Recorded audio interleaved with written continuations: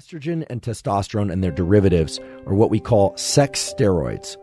Now, the sex steroids immediately call to mind sex, for obvious reasons, and steroids, meaning anabolic steroids. But I just want to emphasize that estrogen and testosterone are present in everybody. It's their ratios that determine their effects. So today we're going to talk about how you can optimize their ratios depending on your particular life goals.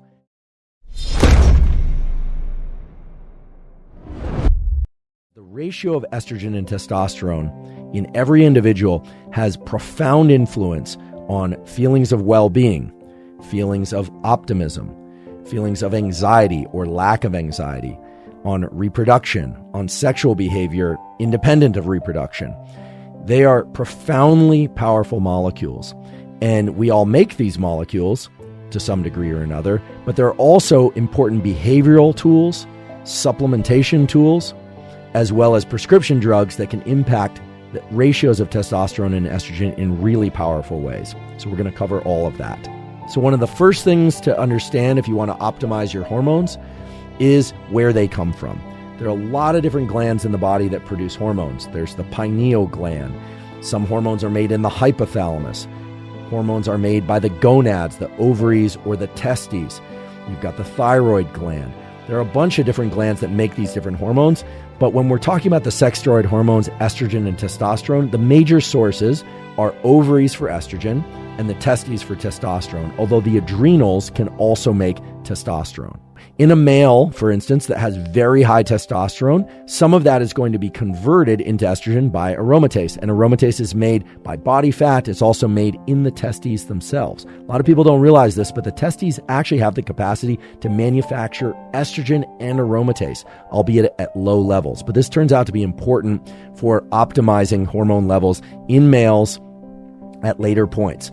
It's important to note that there's a huge range in terms of the levels of hormones, testosterone and estrogen, between individuals. As well, testosterone will fluctuate across the lifespan. Testosterone is going to be relatively low pre-puberty in males. During puberty, it's going to skyrocket. And then the current numbers are that it drops off at about a rate of 1% per year. Although we're going to talk about some data that show that there's actually tremendous variation in testosterone levels. There's actually a lot of examples of men in their 90s, who still have testosterone levels that mimic pubertal levels, which is remarkable and speaks to the huge variation in testosterone levels across individuals.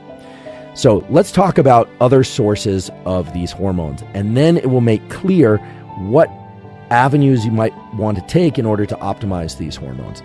The release of these steroid hormones from the adrenals, in particular testosterone and some of its related derivatives, are mainly activated by competition.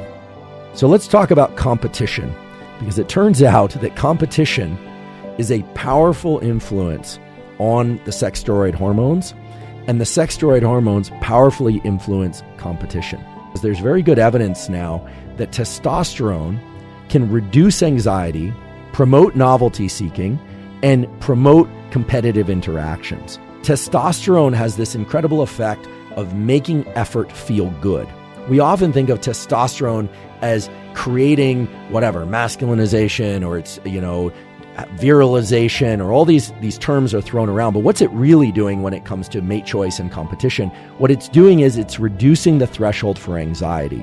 And in doing so, it selects individuals of a given species to push further, being willing to, suffer more, although it also reduces pain, so maybe they also suffer less, in pursuit of reproduction in females.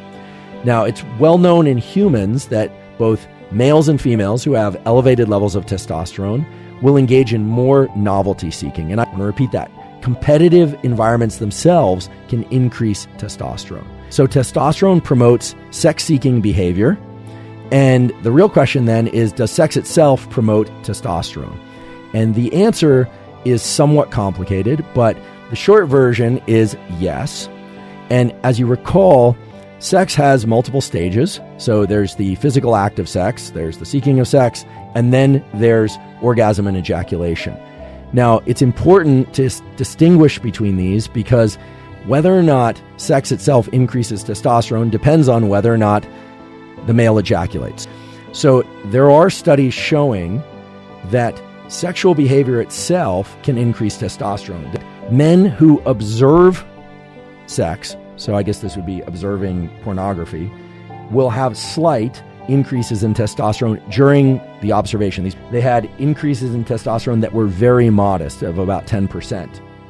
Whereas when people participated in sex, they had 70% increases in testosterone.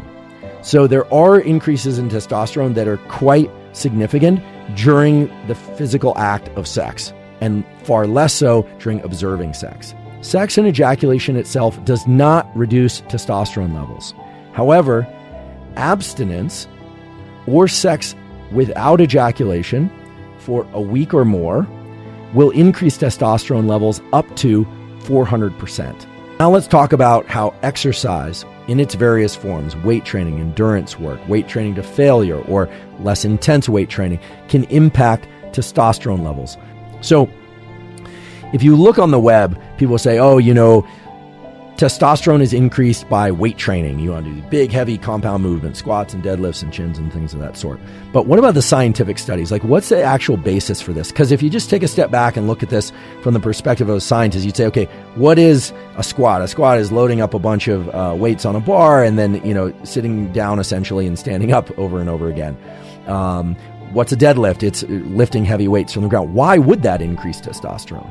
What would actually stimulate the release of testosterone from the adrenals and or testes, and which one is it? As a neuroscientist, this is the kinds of things we think about because we think always that genes don't create behavior, immune systems don't know when to be activated, lungs don't know when to inhale or exhale, hearts don't know when to beat, except for the information that it gets from neurons. The nervous system controls all of that.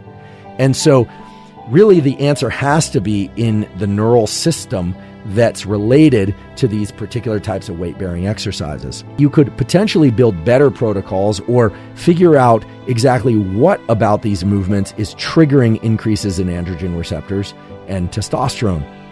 So what's interesting is when you start digging into the more mechanistic studies, what you find is that heavy weight training, so this is where basically people are working at anywhere from like 70% to 95% of their maximum, or sometimes even going right down to their one repetition maximum, really kind of, max effort.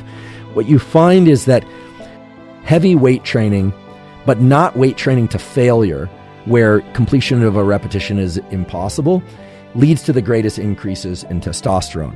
Now, weight training with heavy loads, so anywhere from 1 rep maximum to somewhere in the 6 to 8 repetition range, in males or females, increases testosterone significantly. And it does it for about a day, sometimes up to 48 hours. There's something about the engagement of the neurons that recruit high threshold motor units in muscle when moving heavy loads, but not to failure, that has to provide some sort of feedback signal either to the gonad to produce more testosterone or is increasing the activity of receptors in the body.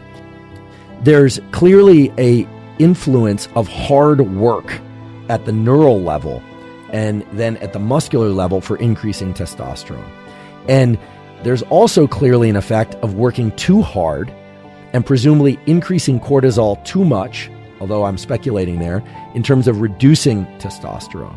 But this basically boils down to a particular set of protocols where if you want to increase testosterone for whatever reason, that weight training with heavy loads, but not to failure, seems to be the best supported, at least scientifically supported, solution to that.